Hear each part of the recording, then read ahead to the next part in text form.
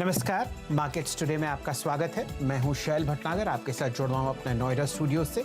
आज बृहस्पतिवार है और वो दिन जिस दिन हम आपकी म्यूचुअल फंड इन्वेस्टमेंट्स को लेकर जितनी क्वेरीज होती हैं उनको हल करने की कोशिश करते हैं। हमारे हमेशा की तरह गेस्ट हैं ओमकेश्वर सिंह साहब। आप rankmf.com म्यूचुअल फंड वेबसाइट के CEO हैं। ओमकेश्वर जी, स्वागत है आपका।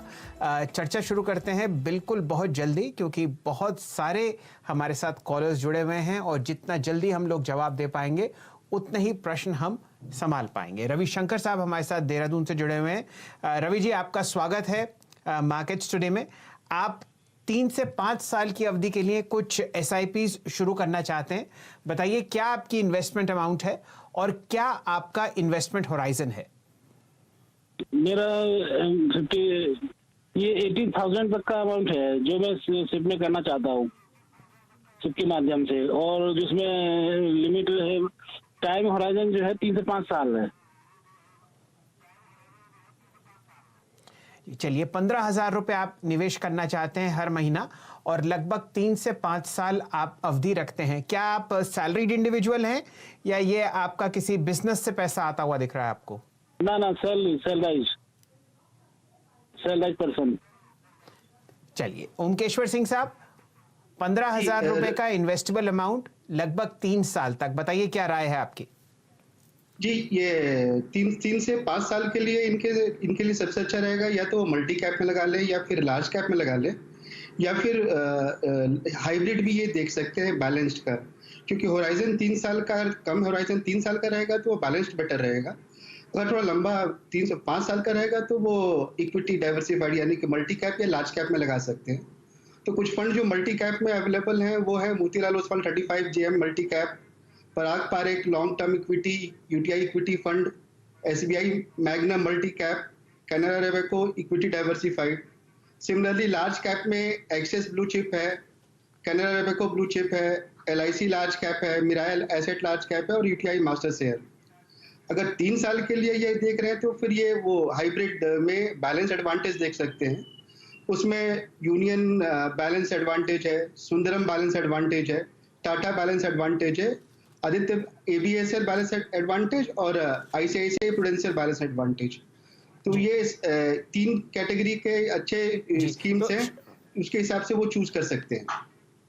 जी, तो शंकर साहब, ऐसा है कि ये जो फंड्स के नाम आपके सामने स्क्रीन पर चल रहे हैं, ये हमारे ट्विटर हैंडल पर आपको अच्छी तरीके से मिल जाएंगे, मेरे और CNBC आवाज़ के। तो आप ज़रा उधर ध्यान दे लीजिएगा।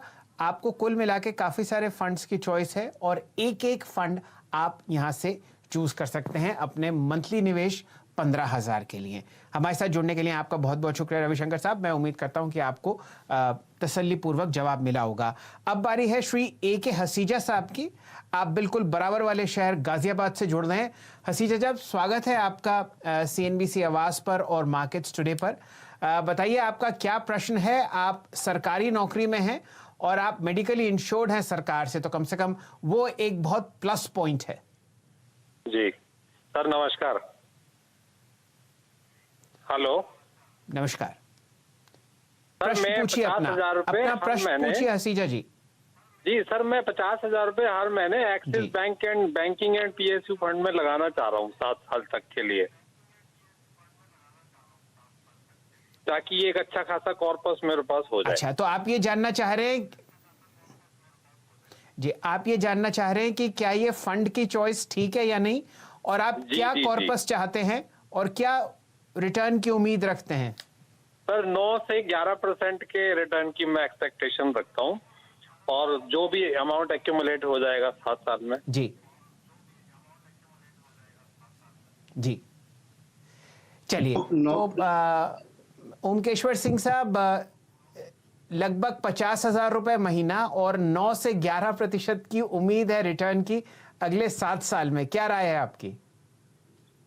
जी, अगर इस टाइप का, क्योंकि इनका 7 साल का होराइजन रहेगा रिटायरमेंट से पहले, तो अगर अभी आप ध्यान दो तो जो इंटरेस्ट रेट रेजिम है वो काफी नीचे जा रहा है, तो इसलिए उस पर उतना रिटर्न बनना काफी डिफिकल्ट रहेगा। इसलिए बेटर ये रहेगा कि वो हाइब्रिड हाइब्रिड को में वो जाए, जहां पर डेट के साथ साथ उनको इक्विटी का भी अवेलेबल रहेगा थोड़ा सा, तो इससे जो उनका रिटर्न है वो थोड़ा बेटर हो सकता है। तो इसलिए वो चाहे तो जो बैलेंस एडवांटेज फंड्स है, Tata balance advantage, Aditya Birla Sun life balance advantage, या फिर आईसीआईसीआई प्रूडेंशियल बैलेंस एडवांटेज, इसमें ये 20,000, 15,000 और 15,000 लगा सकते हैं। लेकिन अगर उनको ऐसा है कि नहीं, उनको डेट में ही प्रेफरेंस है और डेट के अलावा वो बैंकिंग पीएसयू छोड़ के बाकी जगह नहीं लगाएंगे, तो उनको ऐसा करना चाहिए कि बैंकिंग एंड पीएसयू से भी बेटर साथ साथ वो जो है उसको डाइवर्सिफाई करके एक बैंकिंग एंड पीएसयू में, दूसरा कॉर्पोरेट बॉन्ड फंड में और तीसरा गिल्ड फंड में लगा दे। तो उसके लिए वो ICICI prudential banking and PSU fund, या फिर Aditya Birla corporate bond fund और एसबीआई मैग्नम गिल्ड फंड, तो ये अगर कॉम्बिनेशन करेंगे तो रिटर्न्स थोड़ा बेटर रहेंगे compare to only banking and PSU, जो कि वो सोच रहे हैं, जो उन्होंने चूज किया है एक्सेस बैंकिंग एंड पीएसयू, उससे बेटर स्कीम आईसीआईसीआई प्रूडेंशियल कर रहे हैं। जी जी, तो ऐसा है सर कि आपको कुछ तो इक्विटी एक्सपोजर इसलिए लेना पड़ेगा क्योंकि फिलहाल जो इंटरेस्ट रेट रिजीम है वो आपको कम की तरफ आती हुई दिखेगी। जो आप फिक्स डिपॉजिट आजकल बैंक्स में कर रहे हैं वहाँ पे 4.5 से 5, 5.25% रिटर्न मिल रहा है, तो वो एक दिक्कत का समय है। तो अगर आप पूरा पैसा एक डेट फंड में लगाएंगे तो वो आपको उतना रिटर्न नहीं दे पाएगा जितने की आपको उम्मीद है, 9 से 11%। इसलिए हल्का सा इक्विटी एक्सपोजर लीजिए और जो फंड्स आपको ओमकेश्वर सिंह साहब ने सजेस्ट किए हैं उनमें जो आपकी चॉइस हो, हसीजा साहब, वो आप उसमें इन्वेस्ट कीजिए। इन सब के नाम आपको हमारी ट्विटर हैंडल पर थोड़ी ही देर में आपके नाम सहित मिलते हुए दिखेंगे। चलिए, मैं उम्मीद करता हूं आपको अपने इस जवाब से तसल्ली हुई होगी। बंबई की तरफ रुख करते हैं। हमारे साथ आशीष जी जुड़े हुए हैं जिनका प्रश्न इन्वेस्टमेंट्स को लेके है। आशीष जी, स्वागत है आपका। बताइए क्या प्रश्न है और क्या समस्या का हल ढूंढ रहे हैं आप? सर नमस्कार। Hello hello. हाँ आशीष जी बोलिए, आपको टैक्स सेविंग फंड्स में इन्वेस्ट करने का इच्छा है? हाँ सर, टैक्स सेविंग फंड देख रहा हूँ। आज मेरी 25 ईयर्स है, लॉन्ग टर्म के लिए प्लानिंग है मेरी। जी, और कितना पैसा आप लगाना चाहते हैं? Sir 15,000 to 20,000 per month. चलिए आशीष जी, बहुत अच्छा आपने कॉर्पस चूज किया है। इससे आपको 2 फायदे होंगे। एक, जो आपको टैक्स में बेनिफिट मिलता है अपने एनुअल सैलरी में, वो आपको ठीक ठाक तरीके से मिलता हुआ दिखेगा। लगभग 1.5 लाख रुपए आप वहां बचा सकते हैं। अब रही चॉइस, कौन कौन से फंड्स आपको पसंद करने चाहिए, वो आपको बताएंगे ओमकेश्वर जी। जी, आशीष जी ने काफी अच्छा चॉइस किया है। ईएलएसएस जनरली लोग सोचते हैं कि केवल टैक्स बचाने के काम आता है, लेकिन एक्चुअली ईएलएसएस से टैक्स के साथ साथ वेल्थ भी क्रिएट होता है, क्योंकि ईएलएसएस में 80% तक जो इन्वेस्टमेंट होता है कॉर्पस का इक्विटी या इक्विटी रिलेटेड इंस्ट्रूमेंट्स में होता है। तो लॉन्ग टर्म के लिए ELSS not only tax saving but also wealth creation tool होता है। तो इसके लिए इनका चॉइस बहुत अच्छा है। तो जो स्कीम्स जो अवेलेबल है, जो काफी अच्छा है ईएलएसएस के रूप से, axis long term equity, Motilal Oswal long term equity, JM tax gain fund है, और Aditya Birla Sun life tax relief 96। ये कुछ टॉप रेटेड फंड्स हैं जो कि क्वालिटी भी अच्छा है और उनका मतलब उनका पोर्टफोलियो क्वालिटी काफी अच्छा है, और अभी जिस भाव में अवेलेबल है वो भी काफी मार्जिन ऑफ सेफ्टी भी अच्छा है। तो ये इनमें से डाइवर्सिफाई कर सकते हैं, या तो 2-3 में लगा सकते हैं, या अपने हिसाब से जो भी इनको पसंद आए इसमें, ये चारों में से किसी में लगा सकते हैं। जी आशीष जी, बस एक बात का आपको ध्यान रखना पड़ेगा। जितने भी टैक्स सेविंग फंड्स हैं इनमें आपको 3 साल का लॉक इन रखना पड़ता है पैसा, क्योंकि उसी वजह से आपको जो इनकम टैक्स में बेनिफिट मिलता है वही एक कारण है कि ये लॉक इन में रहेंगे आपके पैसे। तो आप इस सोच पे पैसा लगाएं कि जो आप पैसा आज लगा रहे हैं वो आपको 36 महीने के बाद मिलेगा, और इसी तरीके से जैसे जैसे आप हर महीने पैसा लगाते रहेंगे तो वो आंकड़ा आगे की तरफ बढ़ता रहेगा। चॉइस आपके सामने है, और इन फंड्स का नाम हमारे ट्विटर हैंडल पर आपको थोड़ी ही देर में आपके नाम सहित मिलेगा। हमारे साथ जुड़ने के लिए आपका बहुत बहुत शुक्रिया आशीष जी। अगली बारी है रमन जी की, हमारे साथ नोएडा से ही जुड़ रहे हैं। आप प्राइवेट सेक्टर में काम करते हैं और आप एक 3 करोड़ का कॉर्पस चाहते हैं कुछ इन्वेस्टमेंट्स के साथ, और बचे हुए 12 साल में आप चाहते हैं कि ये पैसा जमा हो जाए। रमन जी, स्वागत है आपका। ओमकेश्वर जी से अपना सवाल पूछिए। Thank you sir. नमस्कार ओमकांत जी, मैं रमन बोल रहा हूँ। मेरे को अभी 24 इयर्स का हूँ और 58 इयर्स में रिटायरमेंट है। मैं पब्लिक लिमिटेड कंपनी में काम कर रहा हूँ और अभी एट मंथली अराउंड 2 इयर्स से 25,000 4 फंड में डिपॉजिट कर रहा हूँ सिप के जरिए। ये है Reliance growth fund, L&T India value fund और and 2 other funds written over there। तो मैं चाहता हूँ कि मेरे 2 डॉटर हैं, अभी 6 इयर्स की और एक 3 इयर्स की। तो हमारे 15 इयर्स के बाद मेरे को चाहिए 1 करोड़ 1 डॉटर के लिए और 1 करोड़ सेकंड डॉटर के लिए, 1 crore for retirement, and this is for my investment. So how can I accumulate, and if there is any shortage in this fund for investment, so how can I do further? Hello? अगर आपका time मैं horizon, ये सवाल दोबारा repeat कर देता हूं। ओमकेश्वर जी, जरा सवाल दोबारा रिपीट कर देते हैं ताकि हमारे दर्शकों को समझ में आ जाए। 25,000 रुपए पर महीना रमन जी इन्वेस्ट कर रहे हैं 5 फंड्स में। वो चाहते हैं कि 14 साल बाद उनके पास 3 करोड़ का कॉर्पस हो, और वो आपकी राय जानना चाहते हैं कि कहां कहां इन्वेस्ट करें और कितना पैसा उनको लगाना पड़ेगा फिलहाल। मोटा मोटा प्रश्न ये है जी। तो अगर 3 करोड़ का कॉर्पस चाहिए आज से 14-15 साल में या 12 से 15 साल में, तो इनको कम से कम 60,000 रुपए पर महीने का SIP करना पड़ेगा। और जो 60 महीने का जो SIP करना होगा, उसमें से जो फंड्स जो उनको देखने पड़ेंगे वो मल्टी कैप में है, फोकस्ड में है। इसमें अगर वो ध्यान देंगे तो उनका जो क्रिएशन है, जो कॉर्पस क्रिएशन है, वो होने का चांसेस ज़्यादा है। तो मल्टी कैप में जो फंड्स है वो Motilal Oswal JM multi cap, Parag Parikh long term, UTI equity fund, SBI Magnum multi cap and Canara Robeco equity multi cap. Similarly focused में ये Axis focused, Motilal Oswal focused, SBI focused equity, Mirae asset focused equity and Kotak focused equity. ये दोनों में वो करेंगे। जो अभी इनके पास जो अभी उन्होंने लेकर के रखा हुआ है, उसमें बिरला MNC और मिराय लार्ज कैप को कंटिन्यू कर सकते हैं। बाकी जो 2 हैं उसको वो चेंज कर करके ये 2 मल्टी कैप या फोकस्ड में वो एक फंड चूज कर करके, और टोटल जो अमाउंट है वो 60,000 SIP पर मंथ का उनको लगाना पड़ेगा। यानी कि 15,000 ये चारों स्कीम में लगाएंगे तो वो उतना कॉर्पस होने का चांस रहेगा। तो रमन जी, ऐसा है, आपने हमें 4 फंड्स भेजे हैं, उनमें से ओमकेश्वर सिंह जी की राय है कि बिरला सन लाइफ MNC और मिराय लार्ज कैप फंड में आप बरकरार रहें। बाकी जो 2 फंड्स हैं उनको बेच दें, और जो आपको चॉइस मिली है उनमें से आप एक चूज कर सकते हैं। अब रही बात 25,000 रुपए इन्वेस्ट करने की, तो वो आपको अमाउंट बढ़ाकर 60,000 रुपए करना पड़ेगा अगर आप अगले 14 वर्ष में 3 करोड़ रुपए का कॉर्पस चाहते हैं कि आपके पास हो। इन फंड्स के नाम हम थोड़ी देर में अपनी वेबसाइट पर लोड कर देंगे। मैं उम्मीद करता हूं कि आपको ये जवाब संतोषजनक लगा होगा। हमारे अगले कॉलर हैं मुकेश पतंगिया साहब, इंदौर से। मुकेश जी, स्वागत है आपका।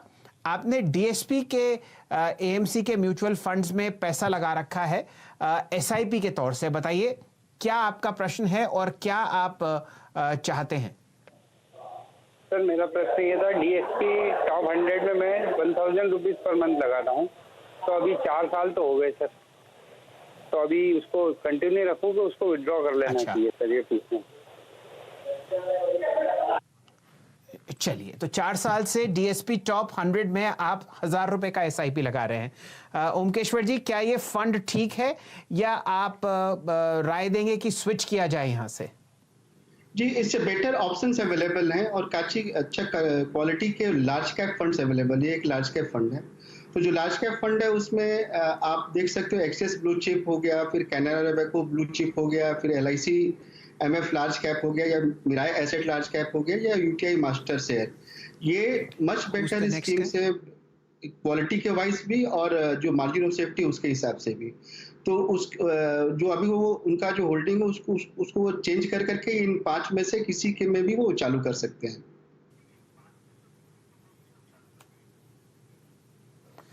चलिए, आपका प्रश्न तो बहुत आसान था। आपके लिए एक स्विच रेकमेंड किया है और 5 फंड्स की चॉइस है। तो आप डीएसपी टॉप 100 में से पैसा निकालकर इन 4 में से या 5 में से किसी एक फंड को भी चूज कर सकते हैं। मैं उम्मीद करता हूं आपको ये जवाब पसंद आया होगा। चलिए, अब हम लोग पहुंचते हैं नासिक। वहां से अविनाश जी हमारे साथ जुड़े हुए हैं और वो ज़रा बैलेंस्ड और फिक्स्ड इनकम की तरफ अपना रुझान रखते हैं। वो जानना चाहते हैं कि कौन सा सबसे बढ़िया डेट फंड होगा। अविनाश जी, स्वागत है आपका। अपना प्रश्न आप ओमकेश्वर जी से पूछिए।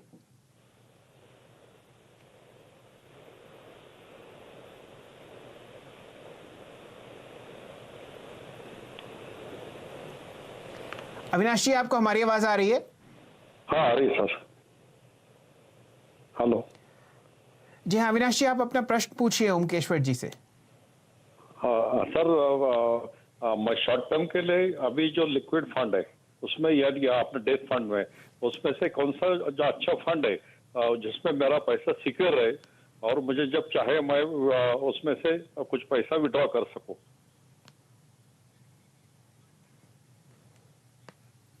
अविनाश जी, आप कितना पैसा लगाना चाह रहे हैं? Near about 4 to 5 lakhs short term के लिए सर। अच्छा, चलिए। जी हाँ, चलिए, बिल्कुल सेफ्टी आपको चाहिए और 4 से 5 लाख का कॉर्पस है जहां पर वो कभी भी पैसा निकालने की कोशिश कर सकते हैं या एकदम उनको रिक्वायरमेंट हो सकती है। ओमकेश्वर जी, कौन कौन से फंड्स आप सजेस्ट करेंगे? जी, तो इसके लिए अल्ट्रा शॉर्ट टर्म फंड्स हैं जो कि 3 से 6 महीने के लिए हैं, या फिर लो ड्यूरेशन फंड है जो 6 से 12 महीने के लिए, या फिर मनी मार्केट है 1 साल के लिए, या फिर शॉर्ट टर्म जो कि 1 से 3 साल तक। लिक्विड में चूंकि अभी क्या हो गया है कि 7 दिन तक अगर आप निकलते हो तो आपको एग्जिट लोड लगता है, तो इसलिए अभी उसको इंक्लूड नहीं किया है।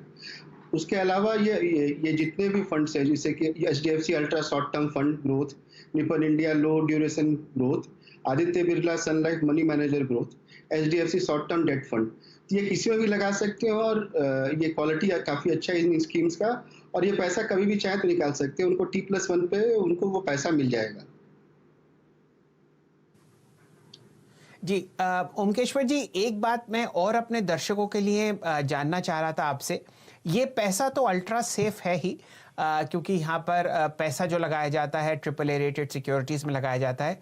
क्या इन फंड्स का जो टैक्स ट्रीटमेंट होता है लिक्विड फंड्स का, क्या वो फिक्स डिपॉजिट से बेहतर है जहाँ पर आप हाईएस्ट टैक्स ब्रैकेट में लगभग 33% टैक्स देते हैं?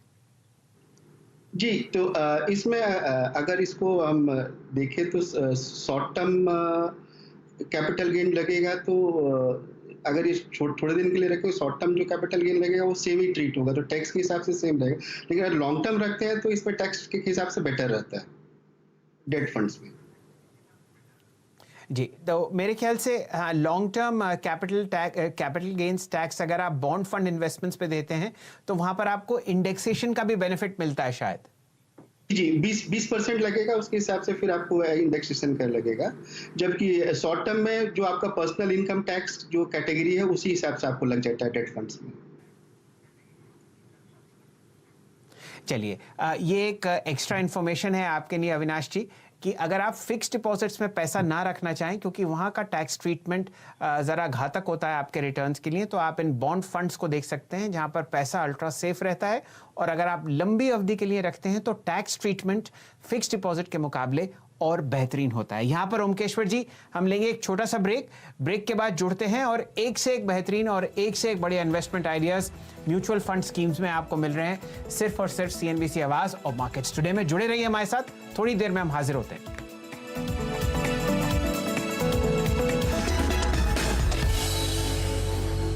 नमस्कार, मार्केट्स टुडे में आपका दोबारा स्वागत है। चर्चा हो रही है म्यूचुअल फंड इन्वेस्टमेंट्स पर। ओमकेश्वर सिंह साहब हमारे साथ जुड़े हुए हैं। आप rankmf.com म्यूचुअल फंड वेबसाइट के CEO हैं और लगभग 2 दशक से म्यूचुअल फंड्स को ट्रैक कर रहे हैं बहुत ही बेहतरीन तरीके से। हमारे अगले कॉलर हैं प्रतीक पाटिल साहब। आप महाराष्ट्र से हमारे साथ जुड़े हुए हैं। प्रतीक जी, स्वागत है आपका। बताइए कितना कॉर्पस आप इन्वेस्ट करना चाहते हैं और क्या अवधि है आपके मन में? नमस्कार सर, मेरा क्वेश्चन था, हम जब भी फंड सेलेक्ट कर दे तो कौन से पैरामीटर देखने चाहिए, और मुझे पर मंथ 5,000 रुपीज इन्वेस्ट करना है फॉर 15 ईयर्स। चलिए, तो कॉर्पस आपका है 5,000 रुपये महीना और 15 साल है आपकी अवधि, जो कि बहुत ही बेहतरीन है। प्रतीक जी, आपकी उम्र क्या है? 27। चलिए, 27 साल के हैं और आपका लंबी अवधि का दृष्टि है, बहुत ही बढ़िया आपका इन्वेस्टमेंट होराइजन है। ओमकेश्वर जी बताइए, कौन सा फंड आप सजेस्ट करेंगे प्रतीक जी के लिए? जी, प्रतीक जी के लिए इनके एज को देखते हुए इनको हम फोकस फंड, एक्सचेंज फोकस 25 इनको रिकमेंड करेंगे, जिसमें वो पैसा 5,000 लगा सकते हैं। और धीरे धीरे जैसे अगर इनके पास और सरप्लस मनी होते जाएगा जो महीने में लगा सकते हैं, तो फिर जो मल्टी कैप फंड्स जो हम लोगों ने बोला है उसमें वो लगा सकते हैं, जैसे कि मोतीलाल ओसवाल हो गया, या फिर यूटीआई इक्विटी हो गया, या फिर पारंपरिक लॉन्ग टर्म इक्विटी हो गया, तो ये सब में वो पैसा लगा सकते हैं। लेकिन फिलहाल के लिए 5,000 के लिए वो करना चाहते हैं तो वो एक्सचेंज 25 में, फोकस 25 में लगा सकते हैं। जहाँ तक उनके दूसरे क्वेश्चन का था कि मतलब वो चॉइस कैसे करें कि कौन सा फंड सही है, ये बहुत ही उम्दा प्रश्न है और ज़्यादातर रिटेल निवेशक यहीं पर थोड़ा सा ये मात खा जाते हैं। तो अभी होता क्या है, जो अभी चलन जो आज तक रहा है कि आप पास्ट परफॉर्मेंस को देखो, उसके हिसाब से आप करो, आप ब्रांड नेम देखो, आप बड़े बड़े नाम देखो, उसके हिसाब से काम करो। तो उससे बेहतर ये होता है कि अगर आपको फंड चूज करना है तो आप ऐसा करो कि पहले आप फंड का क्वालिटी देखो, क्वालिटी से आपको पता चलेगा कि फंड सही है या नहीं है। एक बार आपको क्वालिटी पता चल जाता है तो फिर उसके बाद आपको देखना पड़ता है कि जो क्वालिटी है वो किस भाव में अवेलेबल है। तो जो नैव जो अवेलेबल है वो नैव रिजनेबल है कि नहीं है, अंडर वैल्यूड या ओवर वैल्यूड है। अगर अंडर वैल्यूड, अगर नॉर्मल वैल्यू या फिर अंडर वैल्यूड रहेगा तो आपको पैसा बनाने का चांसेस ज़्यादा रहेगा। उसके बाद इससे आपको ये पता चलता है कि समय सही है कि नहीं। तो पहला क्वालिटी देखकर आपको पता चलता है कि फंड सही है कि या नहीं। दूसरा आपको मार्जिन ऑफ सेफ्टी देख के पता चलता है कि टाइम सही है कि नहीं है। उसके बाद फिर आप देखो कि ओवरऑल स्ट्रेंथ कैसा है, उसका कोरिलेशन, उसका कॉन्सेंट्रेशन, उसका पोर्टफोलियो का कैसा है, उसके हिसाब से रिस्क टॉलरेंस पता चलता है। वो टॉलरेंस से पता चलता है, जैसे कि अभी आपने देखा कोविड-19 के समय में ऐसा हुआ है कि काफी मार्केट नीचे गया। मार्केट नीचे जाने के कारण आपको ये देखना पड़ेगा, क्वालिटी पोर्टफोलियो रहता है तो गिरता तो सबको ये, लेकिन क्वालिटी रहता है तो फिर वो जल्दी बाउंस बैक करता है। तो स्ट्रेंथ देखना काफी जरूरी होता है। और उसके बाद फिर आप देखो ये कि कॉस्ट ऑफ इन्वेस्टमेंट, ज़्यादातर लोग कॉस्ट को पहले देखते हैं और क्वालिटी और मार्जिन ऑफ सेफ्टी को बाद में देखते हैं। Cost is not a primary, it is secondary consideration होता है। सेकेंडरी कंसिडरेशन को प्राइमरी बना करके कभी भी म्यूचुअल फंड सिलेक्शन ना करें। और आप एक ध्यान रखो, अगर आपको समझ में नहीं आता है तो आप किसी क्वालिफाइड एडवाइजर से मिलो जो कि आपको, और ये क्वेश्चंस आप उससे पूछना जो क्वेश्चंस मैंने आपको बोले हैं कि ये इसका क्वालिटी कैसा है, इसका मार्जिन ऑफ सेफ्टी कैसा है, और ये किस भाव में अवेलेबल है, और मेरे को बताओ। और पास्ट परफॉर्मेंस को कंप्लीटली इग्नोर करके मेरे को समझाइए कि ये कैसा है, क्योंकि जो पोर्टफोलियो आज अवेलेबल है वही पोर्टफोलियो मेरे को पैसा देने वाला है। पास्ट का जो भी था वो ऑलरेडी नैब में बिल्ट इन हो चुका है, इसलिए उसको देखने का कोई मतलब नहीं होता। जी चलिए, फिलहाल तो समय हमारा समाप्त हो चुका है, लेकिन सवालों का जो सिलसिला है वो हमेशा चलता रहेगा। आप लोग अपनी क्वेरीज हमको CNBC आवाज़ के ट्विटर हैंडल पर भेजते रहिए और हम लोग पूरी कोशिश करेंगे कि ओमकेश्वर सिंह साहब उनको बहुत अच्छी तरीके से फ़िलहाल जवाब दें। मैं मान के चलता हूँ प्रतीक पाटिल जी, आपको अपना फ़ंड का नाम तो मिल ही गया होगा और एक बहुत बढ़िया आपको एडवाइजरी दी है ओमकेश्वर जी ने कि किस तरीके से फ़ंड को चूज़ करना चाहिए। फिलहाल हमें दीजिए इजाज़त। ओमकेश्वर जी, आपका बहुत बहुत शुक्रिया हमारे साथ जुड़ने के लिए। हमेशा की तरह आप शानदार जवाब देते हैं और हमारे दर्शक आप हमें अपनी क्वेरीज भेजते रहिए। फिलहाल मार्केट्स टुडे को यहीं समेटते हैं। आप CNBC आवाज़ से जुड़े रहिए एक से एक बढ़िया खबरों के लिए। धन्यवाद।